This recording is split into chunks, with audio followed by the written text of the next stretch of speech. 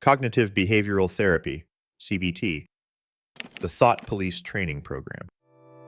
CBT is like having a personal trainer for your brain, except instead of making your muscles stronger, they're teaching you to catch your thoughts red-handed before they ruin your entire day. It's the most researched therapy method on the planet, which basically means it's the iPhone of mental health treatments. Everyone's heard of it, and it actually works. The basic premise is beautifully simple. Your thoughts, feelings, and behaviors are all connected in a triangle of influence, and if you can change one corner of the triangle, you can affect the other two. It's like discovering that your emotional thermostat has been set wrong your whole life and finally getting the manual to adjust it.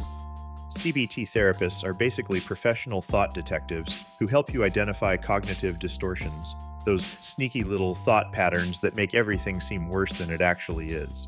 They'll teach you to spot thoughts like "everyone hates me" or "I'm a complete failure," and replace them with more realistic alternatives like "some people might not like me and that's normal," or "I made a mistake which makes me human." The homework aspect of CBT is where the real magic happens. Your therapist might ask you to keep a thought record, challenge negative predictions, or do behavioral experiments to test your assumptions. It's like being a scientist studying your own brain, which sounds nerdy but is surprisingly effective. What makes CBT particularly powerful is that it's time-limited and goal-focused. You're not lying on a couch talking about your childhood for years. You're learning specific skills to solve specific problems. Most people see significant improvement in 12 to 20 sessions, which is like speed-running personal growth. The best part about CBT is that it gives you tools you can use forever. Once you learn to identify and challenge distorted thinking patterns, you become your own therapist. It's like learning to fish instead of just being given fish, except the fish are healthy thought patterns, and the fishing rod is your newly trained brain. Dialectical Behavior Therapy, to DBT, Emotional Regulation Bootcamp. DBT is like CBT's more intense cousin who went to military school and learned martial arts. It takes all the good stuff from cognitive therapy and adds hardcore emotional regulation skills for people whose feelings are basically emotional tsunamis. Originally designed for borderline personality disorder, it's now used for anyone whose emotions feel completely out of control. The dialectical part means learning to hold two opposing truths at the same time, like, "I'm doing my best and I need to do better," or "I accept myself as I am and I want to change." It's like emotional yoga for your brain, teaching you to be flexible instead of rigid in how you think about yourself and situations. DBT has 4 main modules that sound like they came from a self-help superhero training manual: mindfulness, distress tolerance, emotion regulation, and interpersonal effectiveness. Each module teaches specific skills that you practice like you're training for the Olympics of emotional stability. Mindfulness in DBT isn't just meditation.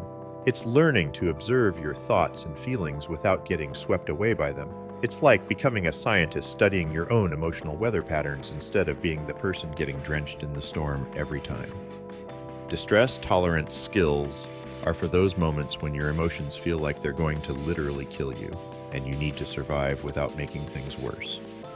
These include techniques like temperature, intense exercise, paced breathing, paired muscle relaxation, that physically change your body's stress response in real time. The interpersonal effectiveness module teaches you how to ask for what you need, say no when necessary, and maintain relationships while still keeping your self-respect. It's like getting a user manual for human interactions that actually makes sense and doesn't require you to sacrifice your soul to be liked. Eye movement, desensitization, and reprocessing. EMDR, the weird one that actually works. EMDR is like the therapy equivalent of turning your computer off and on again, except instead of fixing your Wi-Fi, it's fixing traumatic memories that got stuck in your brain's processing system. It looks completely ridiculous, like you're literally moving your eyes back and forth while thinking about trauma. But it's one of the most effective treatments for PTSD ever developed. The theory behind EMDR is that traumatic memories get stored in your brain differently than normal memories. Instead of being filed away properly, they stay active and intrusive, like having a browser tab open that keeps playing an ad you can't close. The bilateral stimulation, eye movements, helps your brain reprocess these memories so they lose their emotional charge. During EMDR, you don't have to talk extensively about your trauma, which is perfect for people who either can't find words for their experience or get too overwhelmed when they try to discuss it. You just focus on the memory while following your therapist's finger with your eyes, and somehow your brain figures out how to file the memory away properly.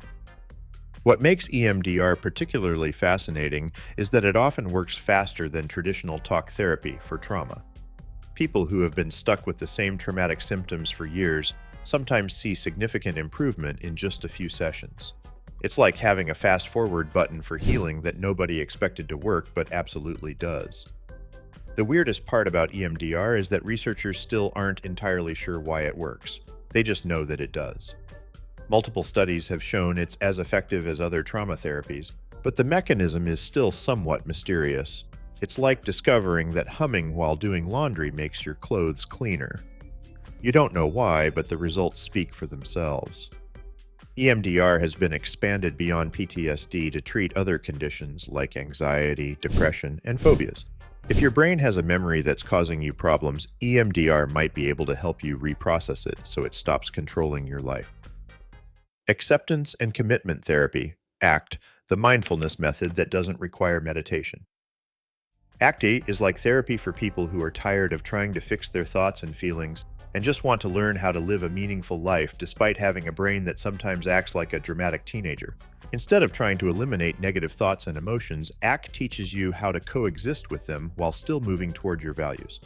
The basic premise of ACT is that psychological suffering comes from being inflexible in how we respond to our internal experiences.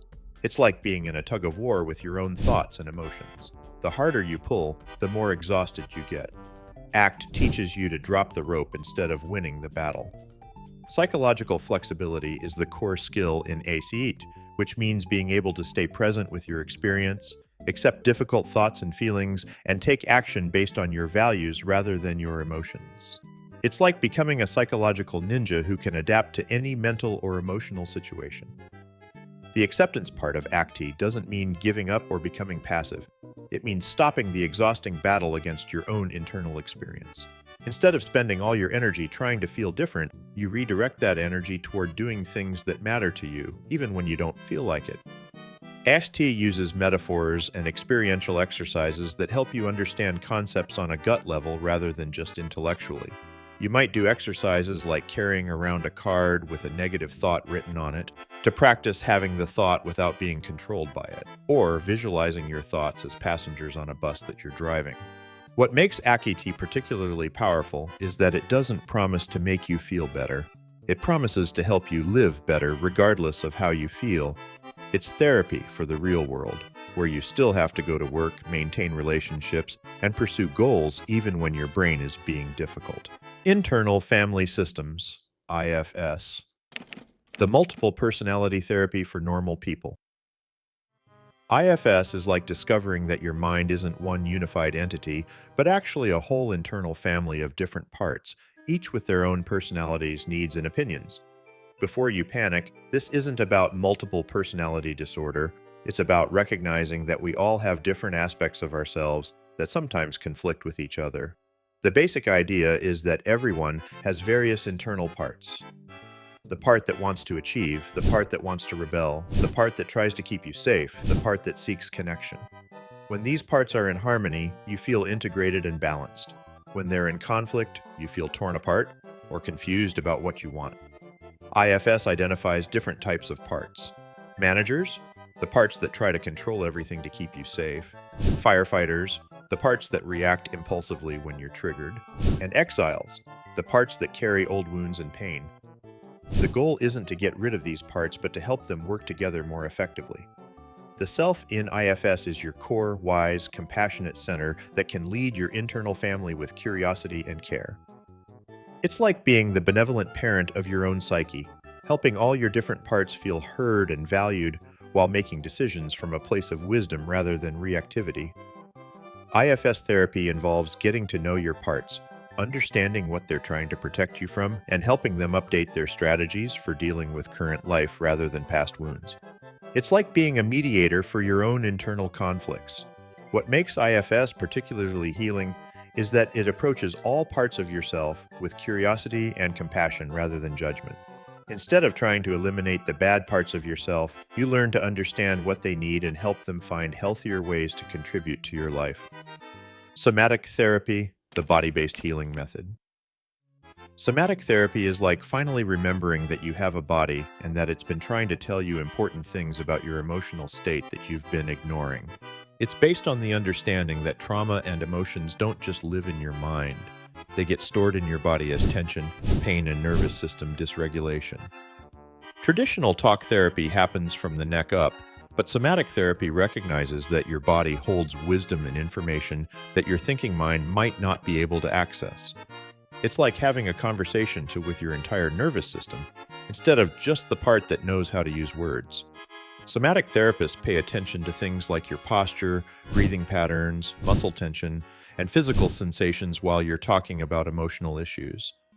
They might notice that you hold your breath when discussing certain topics, or that your shoulders rise when you mention your mother, or that you fidget when talking about work stress. The techniques in somatic therapy can include things like movement, breath work, body awareness exercises, and helping you notice and release chronic tension patterns. It's like physical therapy for your nervous system, helping your body learn new ways to respond to stress and emotion. What makes somatic therapy particularly powerful is that it can help with trauma that happened before you had language to describe it, or trauma that's so overwhelming that your thinking mind shuts down when you try to process it. Your body remembers things your mind might have forgotten or suppressed. Somatic therapy is especially helpful for people who feel disconnected from their bodies, who have chronic pain or tension that doesn't have a clear medical cause, or who have tried talk therapy but still feel stuck. It's like adding a whole new dimension to healing that you didn't know existed. Emotionally focused therapy, EFT, the relationship repair shop. EFT is like couples therapy that actually works, which is revolutionary because most people assume couples therapy is just paying someone to referee your fights while you both prove how right you are. Instead, EFT focuses on the emotional patterns and attachment needs that create relationship conflicts in the first place. The basic premise of EFT is that relationship problems aren't about incompatibility or communication issues. They're about attachment fears and unmet emotional needs that create negative cycles of interaction.